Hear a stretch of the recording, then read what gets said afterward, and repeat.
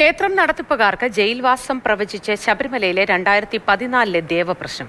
ക്ഷേത്രവുമായി ബന്ധപ്പെട്ടവർ വളരെ ശ്രദ്ധിക്കണം. അപായം, വ്യവഹാരം, മാനഭംഗം, ജയിൽവാസം മുതലായവയ്ക്ക് സാധ്യതയുണ്ടെന്നായിരുന്നു ദേവപ്രശ്നം. കൊടിമരം മാറ്റാൻ നിർദ്ദേശം നൽകിയത് ഈ ദേവപ്രശ്നത്തിലാണ്. 18-ാം പടിയുടെ സ്ഥാനവും അളവും മാറ്റരുത്. 18-ാം പടിയിൽ കൈവരി പണിയാമെന്നും ദേവപ്രശ്നത്തിലുണ്ട്.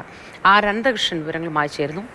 അനന്തൻ, ഈ ദേവപ്രശ്നത്തിൽ എന്തൊക്കെ കാര്യങ്ങളാണ് അന്ന് പറഞ്ഞിട്ടുണ്ടായിരുന്നത്? ഇതുകൂടാതെ മോത്തി 2014 ശബരിമല ക്ഷേത്രത്തിൽ ദേവപ്രശ്നം നടത്തിയത്. 2014 ജൂൺ 18 ദേവജ്ഞന്മാരായ ചെറുവള്ളി നാരായണൻ നമ്പൂതിരി, കൂറ്റനാട് രാവുണ്ണി പണിക്കർ, തൃക്കുന്നപ്പുഴ ഉദയകുമാർ എന്നിവരുടെ നേതൃത്വത്തിലായിരുന്നു ആ ദേവപ്രശ്നം നടന്നത്. ആ ദേവപ്രശ്നത്തിലാണ് ശബരിമല സന്നിധാനത്തെ കൊടിമരം മാറ്റി പ്രതിഷ്ഠിക്കാനുള്ള ഒരു തീരുമാനമൊക്കെ ഉണ്ടാകുന്നത്. അതേ ദേവപ്രശ്നത്തിലാണ് ഈ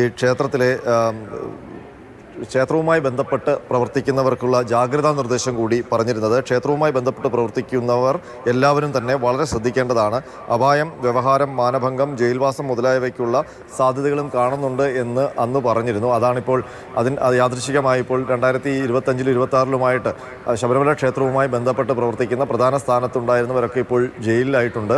നേരത്തെ ദേവപ്രശ്നത്തിൽ പറഞ്ഞതുപോലെ തന്നെ ശ്രദ്ധിക്കണമെന്ന് മാത്രമേ പറഞ്ഞിരുന്നുള്ളൂ. പക്ഷേ അശ്രദ്ധ മാത്രമല്ല, ബോധപൂർവമായ സ്വർണ്ണക്കൊള്ള നടത്തിയതിൻ്റെ കൂടി പേരിലാണ് ഒടുവിൽ ശബരിമല ക്ഷേത്രത്തിലെ ഭാരവാഹികളൊക്കെ ജയിലിലേക്ക് പോവുകയും വ്യവഹാരം, അതായത് കേസ് നടത്തിപ്പുമായി ബന്ധപ്പെട്ട കാര്യങ്ങളിലേക്ക് പോവുകയും ഒക്കെ ചെയ്തത്.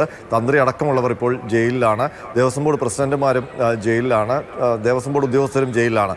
ഇതിനു പുറമെ അന്നത്തെ ദേവപ്രശ്നത്തിൽ 18-ാം പടിയുടെ സ്ഥാനം മാറ്റരുതെന്നും അളവ് മാറ്റരുതെന്നും അതുപോലെ തന്നെ ഈ അവിടെ അഭിഷേകം നടത്തുന്ന നെയ്യടക്കമുള്ള വസ്തുക്കളിൽ മാലിന്യമുണ്ടെന്നും അത് ശുദ്ധിയോടെ വേണം ചെയ്യാൻ എന്നൊക്കെയുള്ള നിർദ്ദേശങ്ങളുണ്ടായിരുന്നു. അതിനൊപ്പം ശ്രീകോവിൽ നെയ്യഭിഷേകത്തിന് ശേഷം കഴുകി വൃത്തിയാക്കുമ്പോൾ അതിനകത്ത് രൂക്ഷമായ സാമഗ്രികൾ ഉപയോഗിക്കരുത് എന്നുള്ള നിർദ്ദേശമുണ്ടായിരുന്നു. മാളികപ്പുറത്ത് ഈ വന ഭംഗിക്ക് തടസ്സം നിൽക്കുന്ന രീതിയിലുള്ള കൺസ്ട്രക്ഷൻസ് ഒന്നും പാടില്ല എന്നുള്ള നിർദ്ദേശങ്ങളൊക്കെ ഉണ്ടായിരുന്നു. ഏതായാലും അന്നത്തെ പ്രവചനം യാദൃശ്ചികമായതൊരു കൗതുകമാണ്.